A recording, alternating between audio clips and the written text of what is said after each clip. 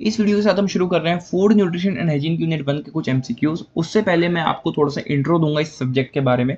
तो ये जो हमारा सब्जेक्ट है फूड न्यूट्रिशन एंड हाइजीन, ये सब्जेक्ट है फर्स्ट सेमेस्टर का। अब वो first semester BCom, BBA, BSc, BA कोई भी कोर्स हो सकता है, क्योंकि इन सभी कोर्सेज में सब्जेक्ट अवेलेबल है, राइट। तो बहुत सारे बच्चों के पास अभी ये सब्जेक्ट एज अ को करिकुलर सब्जेक्ट होगा, लेकिन अब वो कॉलेज पर भी डिपेंड करता है और आपने किस तरीके से सब्जेक्ट को सिलेक्ट किया है, चूज किया है, उस पर भी डिपेंड करेगा। आपके पास ये subject as a major subject है, एज अ माइनर सब्जेक्ट है, या फिर एज अ को करिकुलर सब्जेक्ट है, वो आप मुझे कमेंट में बताओगे। फिलहाल आप किसी भी कोर्स में हो, बीकॉम, बीबीए, बीएससी, बीए, आपके पास ये सब्जेक्ट अगर है, जो कि ऑब्वियसली होगा, तो आप इन वीडियोस को देख सकते हो और ये वीडियोस आपकी बहुत ज़्यादा हेल्प करेंगी। और जो भी आपके दोस्त, मित्र, सखा, सखी दूसरे कोर्सेज में हैं, उन तक आप इन वीडियोस को पहुंचाने का काम करेंगे। फिलहाल बात करते हैं वीडियो के सबसे पहले क्वेश्चन की और फूड न्यूट्रिशन एंड हाइजीन की यूनिट 1 के सबसे पहले क्वेश्चन की। क्वेश्चन है हमारा, nutrition is the combination of processes by which the living organism receives and utilise the materials necessary for the maintenance of its functions and for the growth and renewal of its components. Who has given this definition? तो एक definition हमें given है nutrition की। हमसे पूछा गया है कि ये डेफिनेशन किसने दी है। थोड़ा सा समझ लो कि न्यूट्रिशन होता क्या है। तो इसको थोड़ा इस तरीके से समझो कि न्यूट्रिशन बेसिकली कई सारे प्रोसेसेस का कॉम्बिनेशन है।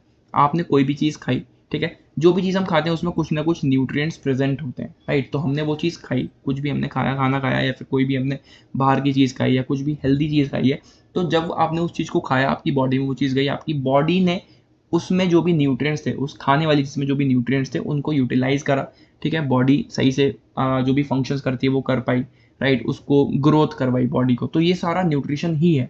आपने जो भी चीज़ खाई है, आपकी बॉडी ने सब चीज़ें यूटिलाइज कर ली, वो न्यूट्रिएंट्स जो है अपनी बॉडी में पहुंच गए, राइट। आपको मिनरल्स मिल गया, वाइटामिन मिल गया, कैल्शियम मिल गया। तो ये पूरा प्रोसेस हमारा न्यूट्रिशन ही है। कई सारे प्रोसेस इसमें आते हैं, क्या क्या चीज़ें होती हैं वो हम आगे अभी और जानेंगे। फिलहाल क्वेश्चन हमारा ये है कि ये डेफिनेशन किसने दी है। चैम्बर्स डिक्शनरी, पेयर चंद्र, टर्नर्स, या फिर Lavoisier. Here option C is correct, Turners, ठीक है। तो इन भाई साहब ने ये डेफिनेशन दी है। इनका नाम थोड़ा सा है अजीब, पर क्या क्या कर सकते हैं, इन्होंने ये डेफिनेशन को दिया है। अगला क्वेश्चन है, न्यूट्रिशन मीन्स एक्ट और process of nourishing the word sucker means to make a part of the body by pulling the head of food. This sentence is said by, ऐसे डी आई नहीं, वो ऐसे I D है, यहाँ पे थोड़ा सा मिसप्रिंट हो गया। तो ये डेफिनेशन एक और है, हाँ ये स्टेटमेंट एक और है न्यूट्रिशन के बारे में। तो ये किसने दिया, हमसे पूछा गया। लेवोइजर, चैम्बर्स डिक्शनरी, टर्नर, या फिर लियोफार्डोड। Here option B is correct, Chambers dictionary से हमें ये डेफिनेशन मिली है, या फिर ये स्टेटमेंट मिली है न्यूट्रिशन के बारे में, ठीक है। एक और है आगे, food is that which a person Yeats that can be digested which promotes growth. This definition is given by. तो फूड वो है जो एक पर्सन खाता है, ठीक है, डाइजेस्ट करता है, उसके बॉडी में वो डाइजेस्ट होता है, उससे जो भी पर्सन है जिसने भी उसको खाया उसको ग्रोथ होती है, राइट। तो ये डेफिनेशन किसने दी है, टर्नर, चैम्बर्स डिक्शनरी, लेवोइजर, या फिर Sukhram. Here option B is correct, again Chambers dictionary से हमें ये फूड के बारे में जानकारी मिली है, ठीक है, जो कि बहुत नई बात है, हमें तो ऐसा कुछ पता ही नहीं था ठीक है।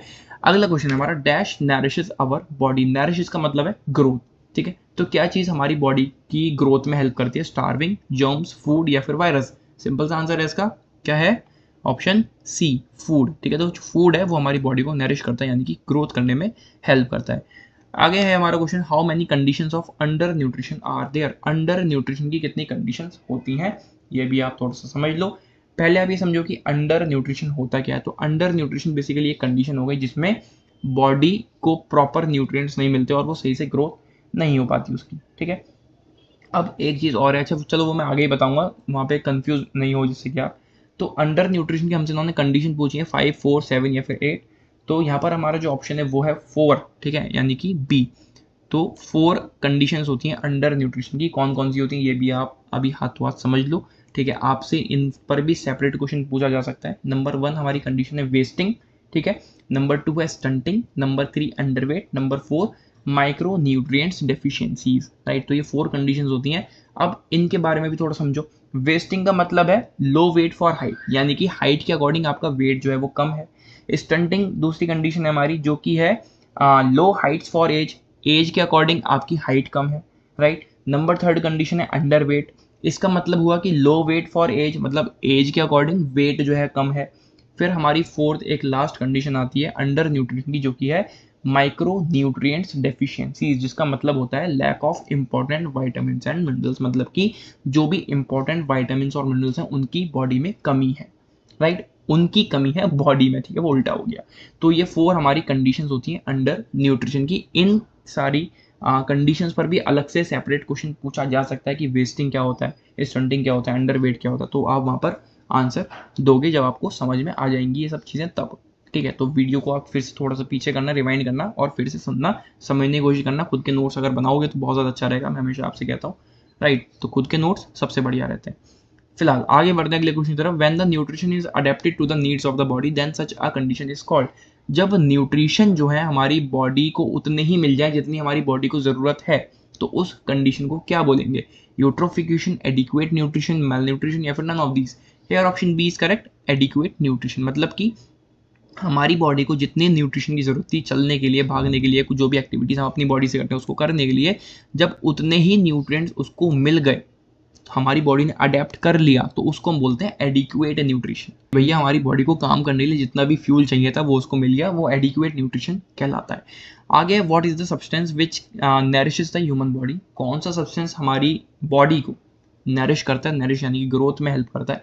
कैलोरीज, फैट्स, फूड या फिर vitamin. Here option C is correct, food, ठीक है, क्योंकि फूड में ही कैलोरीज भी मिल जाएंगी, फैट भी मिल जाएगा और वाइटामिन भी मिल जाएंगे। तो हम इनको अलग से सेपरेटली नहीं बताएंगे, हम सीधा कहेंगे फूड जो है वो हमारी बॉडी को नरिश करता है। फूड में कैलोरीज, मिनरल्स, वाइटामिन, फैट सब चीज़ें मिल जाती हैं।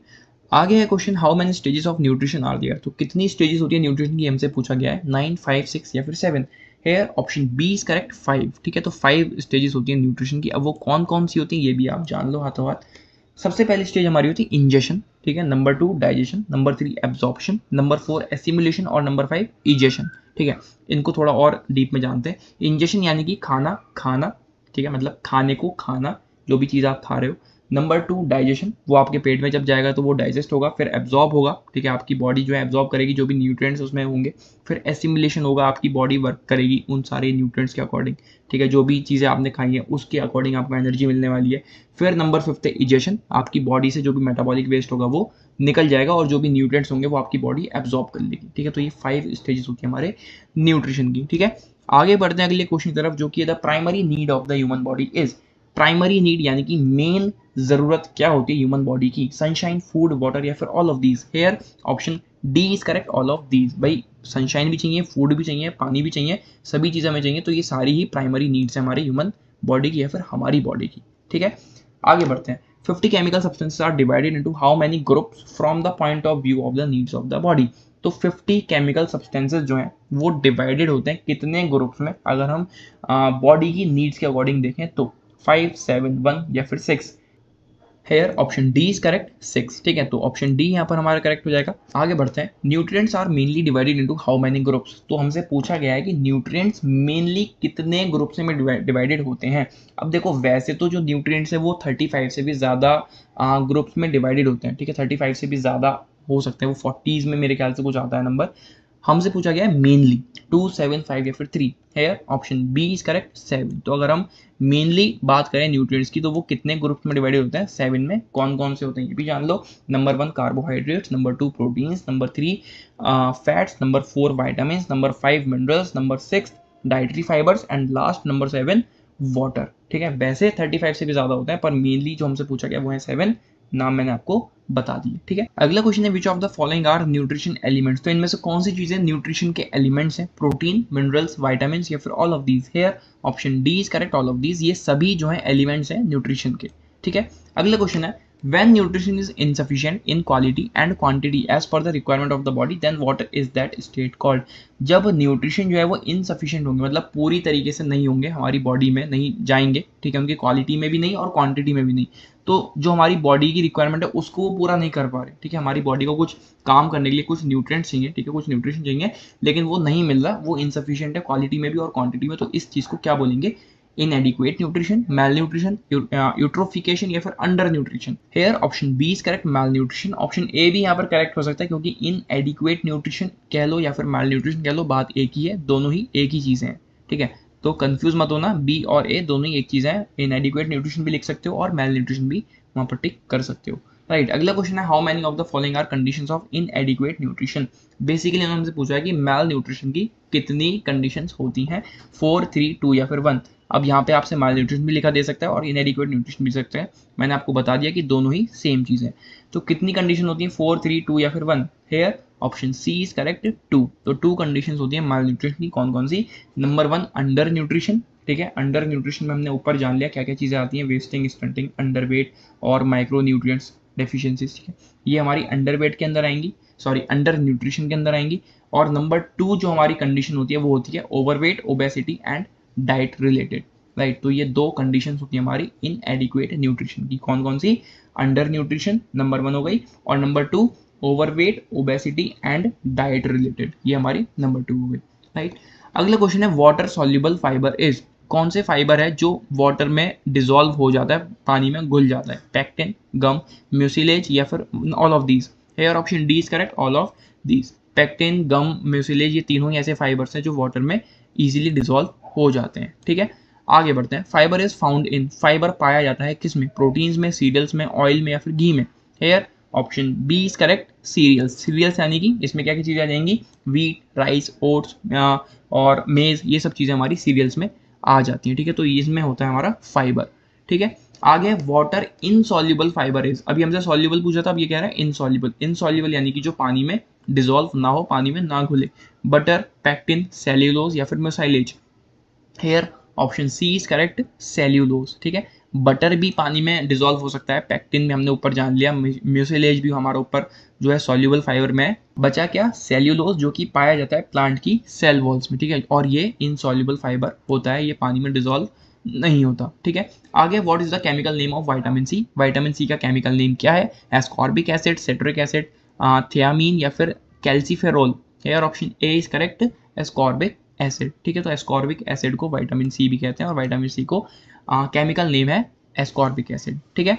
आगे क्वेश्चन है हमारा help in the absorption of vitamin C. इनमें से कौन सी चीज़ हेल्प करती है विटामिन सी के एब्जॉर्प्शन में? प्रोटीन, फैट, कैल्शियम या फिर iron. Hair option D is correct, iron, ठीक है। तो आयरन जो है वो हेल्प करता है विटामिन सी के एब्जॉर्प्शन में। आगे है एक लास्ट क्वेश्चन इस वीडियो का, vitamin A accumulates in the body in which form. जो विटामिन ए है वो बॉडी में एक्यूमुलेट होता है किस फॉर्म में? विटामिन सी की फॉर्म में, रेटिनॉल की फॉर्म में, एमिनो एसिड की फॉर्म में या फिर carotene. Here option B is correct, retinol, ठीक है। और इसका पूरा नाम है रेटिनॉल एस्टर्स, राइट। तो ऑप्शन बी यहाँ पर करेक्ट हो जाएगा। और ये रेटिनॉल एस्टर कहाँ पर पाए जाते हैं? लीवर में, राइट। तो विटामिन ए जो बॉडी में एक्यूमुलेट होता है वो रेटिनॉल की फॉर्म में एक्यूमुलेट होता है और ये पाया जाता है कहाँ? लीवर में, राइट। तो ये थे कुछ एमसीक्यूज हमारी फूड न्यूट्रिशन की यूनिट 1 के।